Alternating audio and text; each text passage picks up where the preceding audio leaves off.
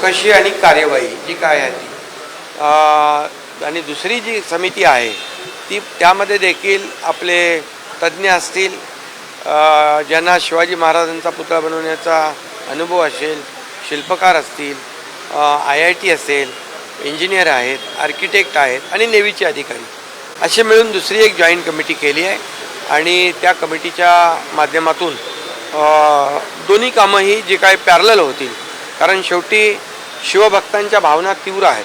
लवकरात लवकर शिवाजी महाराजांचा पुतळा त्या ठिकाणी उभा राहिला पाहिजे ही भावना जनसामान्यांची आणि महाराष्ट्रातल्या तमाम जनतेची आहे. त्यामुळे त्याच्यावर जास्त आम्ही फोकस करतो आहे आणि म्हणून त्यावर अनेक जे शिल्पकार आहेत तेही तज्ज्ञ शिल्पकार एक्सपर्ट जे आहे त्यामध्ये त्यांनाही बोलवलं होतं.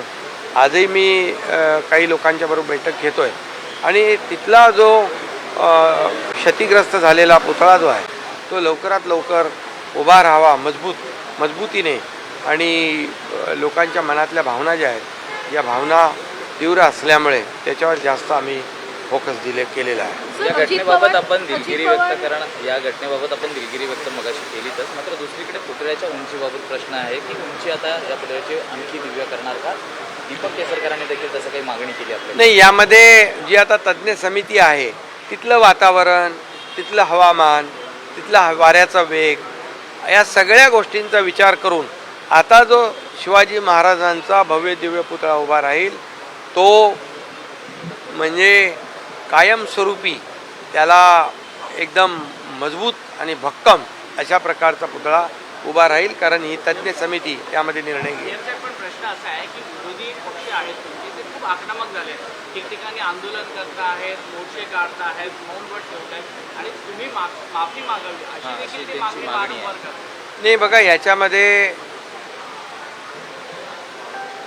झालेली घटना अतिशय दुर्दैवी आहे. नेव्हीने तो पुतळा उभारला चांगल्या भावनेने, परंतु दुःख देणारी घटना तर झाली आहे.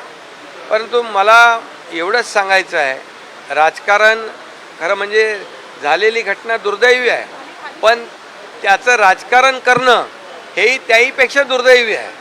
आणि म्हणून विरोधकांना तर अनेक विषय आहेत राजकारण करायला. छत्रपती शिवाजी महाराज ही आपली श्रद्धा आहे, अस्मिता आहे, आपलं दैवत आहे, यावर राजकारण करू नये. आणि जर म्हणाल आपण की अशी मागणी ते करतायत माफीची, तर छत्रपती शिवाजी महाराज हे माझं आराध्य दैवत आहे आपल्या सगळ्यांचं. त्यांच्या चरणांवर, त्यांच्या पायावर एकदा नाही 100 वेळा डोकं ठेवायला मी तयार आहे.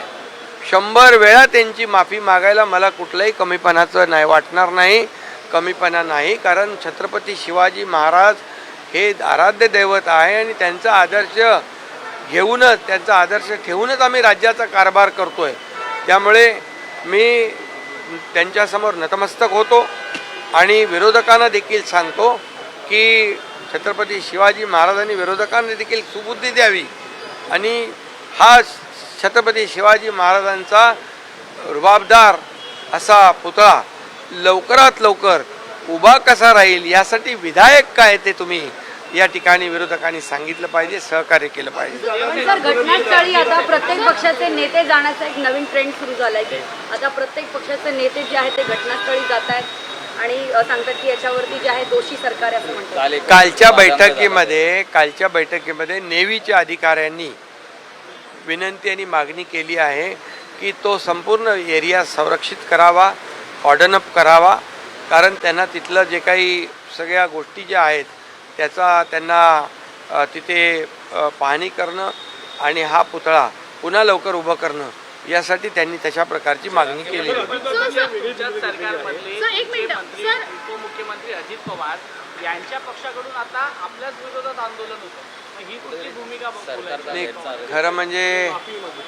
खरं म्हणजे अजितदादांनी देखील जाहीर माफी मागितली लोकांच्या तीव्र भावना लक्षात घेऊन. पण याच्यामध्ये मी एवढंच सांगतो की शिवसेना आमची असेल, भाजपा आहे, अजितदादा आहेत, आम्ही सगळे महायुतीमध्ये काम करतो आहे आणि शिवाजी महाराज हे आमच्यासाठी राजकीय हा विषय होऊ शकत नाही.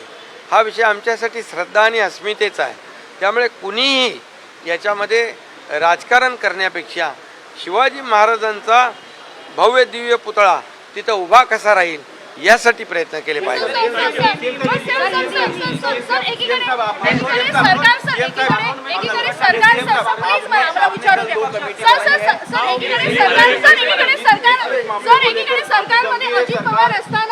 मी सांगितलं आता की अजितदादा असू दे, एकनाथ शिंदे असू दे, देवेंद्रजी असू दे, आम्ही महायुती म्हणून काम करतोय आणि या शिवाजी महाराजांच्या घटनेमध्ये कोणी राजकारण करू नये. सगळ्यांनी एक मताने शिवाजी महाराजांचा मोठा पुतळा त्या ठिकाणी उभा कसा राहील यासाठी सहकार्य करा. बरोबर